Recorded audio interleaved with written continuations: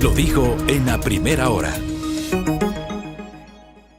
Muy bien, 7:11. Agradezco la enorme interacción de nuestra audiencia a través de nuestras diferentes plataformas e igualmente en nuestro chat de WhatsApp, el 0999-120.000, donde hemos recibido muchísimos mensajes a propósito de estos episodios de inseguridad que estamos viviendo. Les reitero, lo de la cárcel de Esmeraldas está plenamente confirmado por las autoridades. 8 guías penitenciarios están retenidos a esta hora por privados de libertad. Esto, reitero, ha sido confirmado por los colegas comunicadores institucionales del Servicio Nacional de Atención Integral a Personas Adultas Privadas de la Libertad y Adolescentes Infractores, el SNAI. Igualmente, pues, se han viralizado ya las imágenes de los hechos de violencia ocurridos esta madrugada en Guayaquil y en Esmeraldas, sobre lo cual esperamos que ya haya un pronunciamiento por parte de las autoridades. Vamos a seguir monitoreando en el curso de este espacio de noticias e iremos actualizando constantemente la información para conocimiento de ustedes, nuestra querida audiencia. A las 7:13 en la mañana vamos a abordar la decisión adoptada el último domingo por el Pleno de la Asamblea Nacional, que tiene que ver con que el proyecto de reformas a la Ley de Comunicación será oficial en el transcurso de las próximas horas. La Asamblea obviamente estaba obligada a acatar el dictamen de la Corte Constitucional respecto de los artículos que fueron objetados por el presidente por razones de inconstitucionalidad, sobre los cuales la Corte Constitucional se pronunció. Pero insistió en el texto originalmente aprobado de 3 artículos, me parece que fueron el 1, el 24 y el 44, relacionados con los recursos de los medios comunitarios, la presencia de los medios comunitarios en el espectro radioeléctrico, así como también el papel de la Defensoría del Pueblo. Hablemos con un conocedor de la materia. César Ricaurte está con nosotros vía telemática. Él es el director de Fundamedios. César, ¿cómo le va? Le saludamos Belkis Sánchez y quien le habla Fabricio Vela. Buen día. Se nos ayuda con el micrófono, César. Exacto. Está apagado.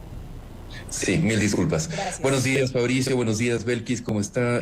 Y un enorme saludo para toda la audiencia de Sonora. Gracias a César Ricaurte. A ver, ¿qué significan esos 3 artículos sobre los cuales la Asamblea se ratificó? Porque por el resto estamos hablando de que la Asamblea se allanó al veto parcial del Ejecutivo. Pero en esos 3 artículos sobre los cuales insistió la Asamblea, ¿cuál es el significado? ¿Qué implica eso, César? Bueno, en realidad el artículo 1 implica ampliar el ámbito de la ley, el objetivo de la ley, introduciendo el tema de democratización del espacio radioeléctrico. Y yo creo que en definitiva no significa ninguna vulneración de los objetivos de la ley. Más bien yo creo que refuerza y le da muchísima más apertura, le abre incluso más a los objetivos que tiene estas reformas a la ley de comunicación. El artículo 24 va en la misma línea, es un artículo más declarativo. Y el artículo 44 es donde ya encontramos toda una serie de acciones afirmativas a favor de los medios comunitarios. Son en realidad una lista muy extensa de beneficios para los comunitarios, que va desde la creación de un fondo de fomento,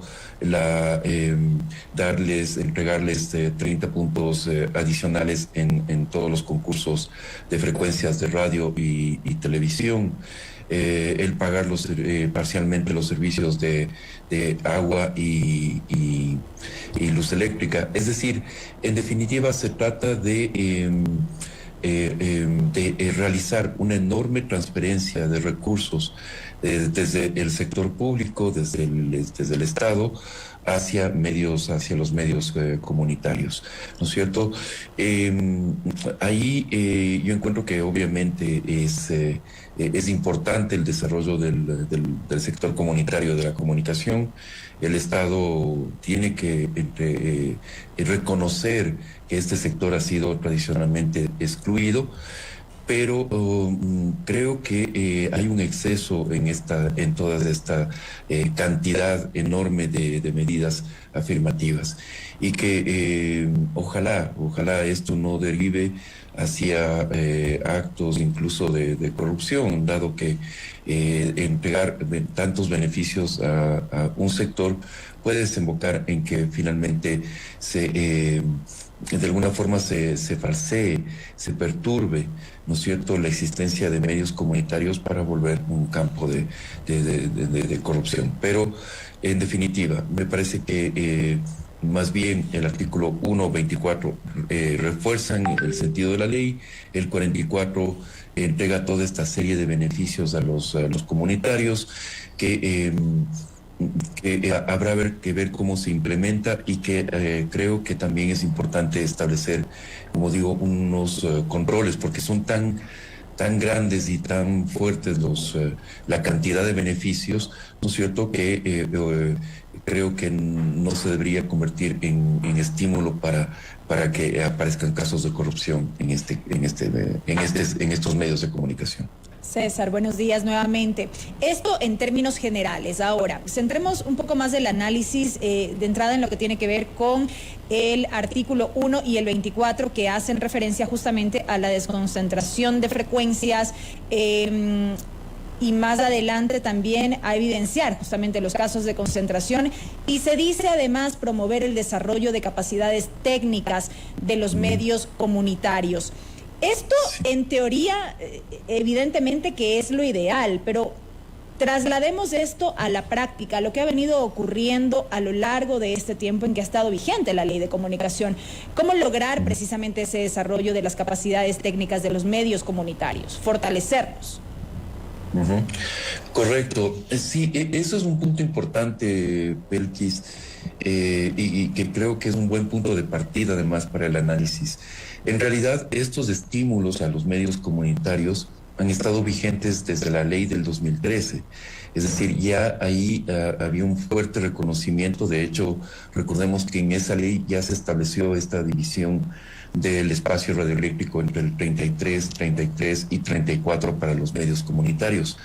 Y se establecía pues toda una serie de beneficios para los comunitarios. Es decir, y esto se reforzó en las reformas del 2018. No es que se desaparecieron estos beneficios para los comunitarios, más bien se reforzó esos estímulos en la ley del 2018. Y hoy en estas reformas, digamos que incluso se incrementan, ¿no?, esos estímulos para los comunitarios. La gran pregunta es, esto ha servido ya con casi 10 años de vigencia de estos estímulos para el sector comunitario. ¿Ha servido realmente para que el sector comunitario se fortalezca y crezca? Y no lo hago como una pregunta retórica, lo hago como una pregunta realmente importante, válida, ¿no es cierto? Es decir, creo que es importante hacer una evaluación de cómo está el sector comunitario de la comunicación, ¿no es cierto? Cuánto ha crecido, cuánto se ha fortalecido con toda esta serie de medidas de estímulo, de acción afirmativa, que es el término técnico que utilizan, ¿no es cierto? Y para saber justamente de dónde partimos, ¿no es cierto? De dónde tenemos que, como usted dice, ¿dónde están las deficiencias, por ejemplo, de capacidades técnicas de los medios comunitarios? ¿Dónde tiene que actuar el Estado? Supongo que lo que tienen en mente los legisladores es que el Estado actúe a partir de el Consejo de Comunicación, de la Comunicación, ¿no es cierto?, el Consejo de la Regulación de la Comunicación, que tendría a su cargo entonces el reforzar estas capacidades de los medios comunitarios. Pero en definitiva hay que partir de conocer con mayor profundidad el sector, de saber cuáles son sus deficiencias, sus habilidades, ¿no es cierto?, y dónde hay que reforzarla, y cuál ha sido el efecto real de estos casi 10 años de estímulos, de acciones afirmativas para el sector comunitario. Pero hay que hacer algo, o sea, hay que mantener las acciones afirmativas para los medios comunitarios, me imagino yo, posibilitando que esos medios también tengan acceso al espectro radioeléctrico y a los recursos, César, ¿o no? Por supuesto, Fabricio, es un sector muy importante de la comunicación y en nuestro país más, que es un país plurinacional, ¿no es cierto?, donde se necesita que se refuerce la pluralidad de los medios de comunicación. Ese es el sentido. No obstante, el tema es justamente conocer a mayor profundidad, ¿no es cierto?, dónde se necesita reforzar esos estímulos y si han sido realmente efectivos las acciones afirmativas que se han puesto sobre el papel, porque probablemente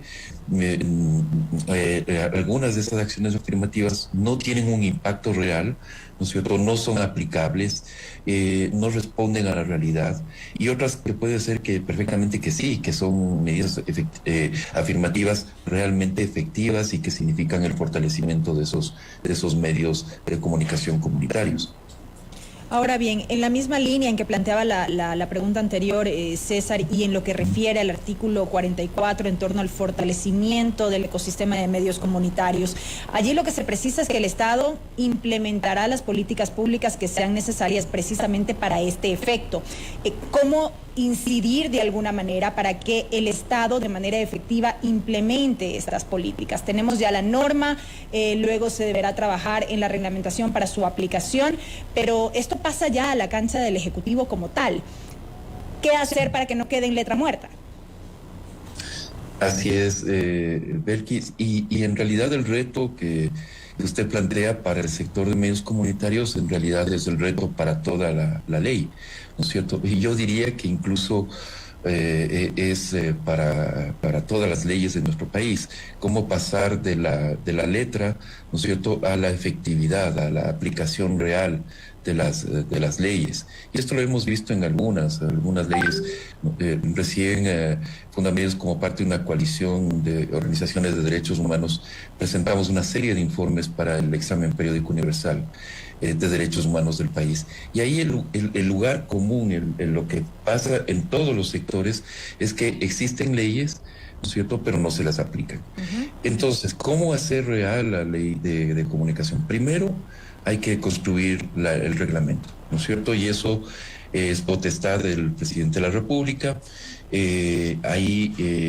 Realmente tenemos que ser muy activos para participar en la reglamentación de esa ley, darle vida, ¿no es cierto? Darle vida, por ejemplo, no solamente al tema de los medios comunitarios, sino al mecanismo para la protección de periodistas, por ejemplo, ¿no es cierto? Que es algo también sumamente importante que se crea con estas reformas de la ley de comunicación.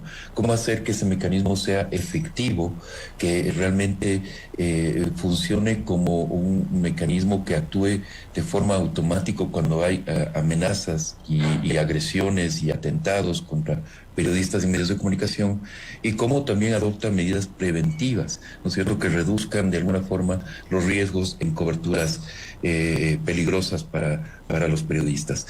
Y en el sector de medios comunitarios yo encuentro que hay también un elemento adicional, ¿no es cierto?, una serie de estímulos que se están proponiendo. Es el factor, como decía, de transferencia de recursos. O sea, ahí en realidad estas medidas afirmativas significan una gran transferencia de recursos desde el Estado hacia los medios comunitarios. Entonces hay que evaluar cuáles son esa cantidad de recursos que se necesitan, ¿no es cierto? O sea, ponerle una cifra, saber de cuánto va a ser el fondo de fomento para el desarrollo de los medios comunitarios, por ejemplo, ¿no es cierto? Va a ser $1 millón al año, va a ser $10 millones, va a ser 100 millones, no sé. Entonces, eso hay que ponerle un número, ¿no es cierto? Saber, y por eso decía antes que hay que conocer la realidad del sector para saber si el impacto se va a dar con $1 millón, se va a dar con 10 millones o se va a dar con 100 millones. Eso todavía no lo sabemos. Dependerá del tamaño que ha alcanzado el sector comunitario, ¿no es cierto?, del grado de desarrollo que se quiere que alcance, ¿no es cierto?, y de los mecanismos realmente efectivos para que esos recursos que va a invertir el Estado realmente tengan un impacto muy positivo en la pluralización y en la democratización de los medios de comunicación. César, Belkis le preguntaba en una de sus interrogantes anteriores sobre el hecho de que desde el nacimiento de la Ley de Comunicación original en 2013 se establecía el 34, 33, 33. ¿Qué porcentaje, o sea, de 2013 a 2022, en 9 años, qué porcentaje de ese 34% tiene el sector comunitario? ¿Tenemos claridad sobre eso? Ha crecido, Fabricio, pero no en la medida en que se esperaba. ¿Pero hay algún porcentaje aproximado, más o menos? Una referencia. No hay estadísticas oficiales de lo que entiendo, y yo entiendo como alguien que hemos estado siguiendo desde Fundamedios la evolución del sector de las comunicaciones, ¿no es cierto? En este momento estará en torno al 5%, no más. 5 de un 34 aproximadamente. Exactamente, exactamente. El que ha crecido enormemente, ¿no?, alrededor de la vigencia de la ley de comunicación desde el 2003 es el sector público, exactamente. Ahí se ha creado una enorme cantidad de medios de comunicación de todos los sectores, ¿no? Es decir, hay de gobiernos locales, prefecturas, gobiernos municipales, hay de instituciones públicas, medios de comunicación que se han creado con recursos públicos, ¿no? A mí, por ejemplo, César, sobre el tema del sector público, a mí sí me causa un profundo conflicto, porque si hablamos de medios públicos, si a mí me dicen que es un medio de una universidad, ok, ya, ese puede ser un medio público, pero no sé qué tan público puede ser un medio de una municipalidad o de un gobierno local o de otro tipo de instituciones que terminan siendo no medios públicos, sino medios institucionales o medios gubernamentales, que creo que ahí hay una diferencia que no se ha discutido, lamentablemente no se ha profundizado el debate sobre eso. Totalmente, Fabricio, y esa es justamente nuestra visión. Es decir, creemos que a los medios comunitarios hay que reconocerles un piso, ¿no es cierto?, de frecuencias, y que ese piso tiene que ser alcanzado con una serie de mecanismos, de estímulos. Pero ¿por qué dividir el espectro radioeléctrico en tercios fijos, ¿no es cierto?, y darle al sector público el 33%, cuando lo que se necesita es un sistema de medios públicos fuerte, en el cual tú tienes un canal nacional público fuerte, un sistema de emisoras a nivel nacional fuerte, y pare de contar. O sea, eso es lo que se necesita, lo que las buenas prácticas en otros países nos dicen. Pero esto de tener una cantidad enorme de medios de comunicación, que al final del día lo que sucede es que no son medios públicos, son medios que son al final al servicio de la autoridad de turno, del partido político de turno, ¿no es cierto?, en municipios, prefecturas, etcétera, etcétera. O sea, no están cumpliendo esa función de servicio público, sino que se convierten en herramientas, en instrumentos del poder político, y muchas veces mal utilizados, incluso durante las campañas electorales. Pero ahí, ya que existen, quizá lo que hace falta es normativa que les regule, es decir, que se empiece a trabajar en una ley de medios públicos. Claro. Correcto, eso es así. Y eso ha sido, usted lo ha señalado, ha sido la propuesta que hemos presentado desde el 2018, cuando se aprobaron las reformas de Lenín Moreno. Proponíamos que en realidad lo que se debería avanzar es en la existencia de una ley de medios públicos. Ese sector tiene que ser fortalecido y regulado, dado que es el sector de la comunicación que utiliza por definición fondos públicos, ¿no es cierto? Entonces, ese sector es el que debería ocupar la atención para que tenga una regulación que garantice su autonomía, financiera, su independencia editorial y la transparencia y rendición de cuentas. O sea, un medio público tiene que ser un medio que rinda cuentas a los electores, a los ciudadanos, ¿no es cierto?, y que sea absolutamente transparente en su manejo, incluso de su línea editorial y de su manejo económico, por supuesto. Y aquí viene otra pregunta. Si tenemos este espectro, 34, 33, 33, y en el 34 nos ha dicho César Ricaurte, aunque no hay una estadística confirmada, se habla de un cálculo de más o menos del 5% que ocupa ese espectro, hablamos de un 29% que todavía está libre. Pero en cambio, en el sector privado, para completar esa cuota del sector comunitario, habría que quitarle eso al sector privado. Termina siendo así.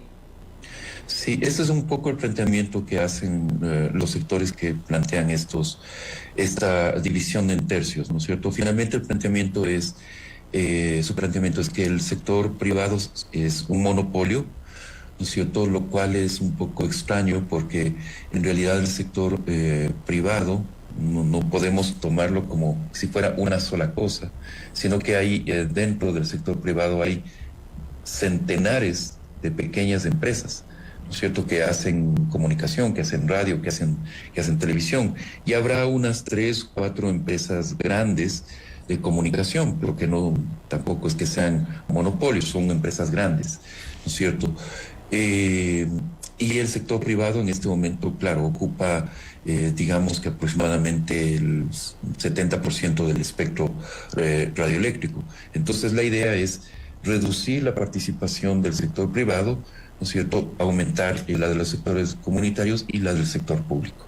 Y con eso, estos sectores que dicen, que señalan que se va a democratizar la comunicación de esa forma, entonces les dicen, el momento en que el Estado tenga 33% de frecuencia, los comunitarios del 34% y los privados se reducen al 33%, entonces estaremos ya hablando de un escenario democrático de comunicación. Le voy a trasladar. Lo cual me parece bastante extraño, o sea, si uno entra a lo fino de este análisis, va a ver que tiene muchas fisuras de ese tipo de relacionamiento. Le voy a trasladar un comentario de una de nuestras oyentes que me escribe, Yane Olmedo desde Machala, y me dice: los medios comunitarios necesitan autogestión para poder sobrevivir y la ley no lo permite, mientras que los medios públicos los utilizan para protagonismo político a las autoridades de turno. Hace esta reflexión y añade otra pregunta: ¿por qué se dan frecuencias a miembros de una misma familia? Eso no ha cambiado, dice. No sé si esa realidad es así, César. Lamentablemente sí, es así, o sea... una vez más, hemos estado en vigencia casi 10 años, ¿no es cierto?, desde el 2013 que se aprobó la ley de comunicación original, con una serie de medidas que supuestamente limitan, democratizan el espacio radioeléctrico, y al final del día lo que vemos es que se siguen repitiendo los hechos de corrupción en la concesión de frecuencias de radio y televisión, que los concursos siguen sin ser transparentes, que Contraloría ha observado, por ejemplo, los 2 últimos concursos de radio y televisión, ha encontrado una serie de irregularidades, que se sigue promoviendo la concentración de frecuencias en ciertos grupos mediáticos, y entonces realmente efectivamente no ha habido mayores avances. Ahí entonces por eso es que mi reflexión es: evaluemos cuidadosamente qué es lo que ha sucedido con la ley de comunicación en este sentido, en el sentido de las frecuencias de radio y televisión, porque en definitiva no ha habido los avances que se esperaban con esta ley. Quizás no está respondiendo a la realidad del país, quizás no responde incluso a la realidad del sector de las telecomunicaciones, una realidad de un sector que está en un cambio profundo, ¿no es cierto?, en el cual la transición hacia lo digital está aquí, es en este momento, ¿no es cierto?, y que en realidad no se está viendo esa realidad. Y se plantean una serie de medidas que al final resultan absolutamente inoficiosas e inefectivas, y que más bien lo que llevan es a que se repitan constantemente casos de corrupción en la concesión de frecuencias de radio y televisión. Le añado un detalle adicional que me escribe Vladimir Andosilla, que también conoce de los temas de comunicación. Dice: son reformas declarativas. En el caso del artículo 44, gran parte del texto es el mismo de la actual ley. No se avanza en la forma de ejercer los descuentos en servicios e impuestos ni montos de los beneficios, dice Vladimir César. Exacto, sí, es justamente lo que mencionaba, es decir, hay que saber en primer lugar cuánto significa esa transferencia de recursos, ¿no es cierto?, vía descuentos de servicios, por ejemplo, ¿no es cierto?, para poner justamente el límite de esos descuentos, ¿no es cierto? O sea, hay que avanzar en o sea, va a ser un descuento del 10%, del 20%, del 30%, del 50%, ¿no es cierto? Eso no lo sabemos, o va a haber una escala, ¿no es cierto?, para que los medios más pequeños tengan un mayor descuento. Eso son las cosas que todavía no se afinan, no se terminan de definir, no se entra a la letra pequeña, ¿no es cierto? Y eso es lo que hay que efectivamente trabajar. Concuerdo totalmente con Vladimir. Correcto, César. Y con esto termino. De aquí uno entendería que se viene, porque aquí ya no hay nada que hacer. O sea, esto es cuestión de unos pocos días u horas para que se publique en el registro oficial. Pero me imagino que el presidente deberá emitir un reglamento en atención a que el propio mandatario el año anterior echó abajo el reglamento a la ley. Exactamente, Fabricio. Lo primero que hay que hacer es ponerse a trabajar en ese reglamento. Esperamos que la elaboración de ese reglamento sea participativa. Hemos tenido ya primeros contactos con el nuevo secretario de Comunicación y se ha mostrado abierto a que se establezcan la posibilidad de establecer o de construir el reglamento a la ley de comunicación de una forma participativa, abierta a la sociedad civil. Desde Fundamedios obviamente estaremos muy atentos para participar, poner nuestra experticia, ¿no es cierto?, en la construcción de ese reglamento, que es el primer paso. O sea, sin ese reglamento no se puede avanzar en ningún momento en la implementación de la ley de comunicación. Y especialmente, como decía en un inicio, Belkis, Fabricio, a nosotros nos interesa fundamentalmente, nuestro objetivo central es darle vida a ese mecanismo de protección a periodistas y que sea un mecanismo efectivo de protección, de garantía del trabajo periodístico. Correcto. César Ricaurte, gracias por el tiempo, muy amable. Gracias, Fabricio, Felkis, un enorme saludo. Gracias. Para toda la audiencia de Sonorama, también un fuerte abrazo. Muy gentil a César Ricaurte, director de Fundamedios, que ha estado con nosotros en estos minutos, hablando sobre la última reforma de la ley de comunicación. Primera plana. Todas las noticias, todas las voces.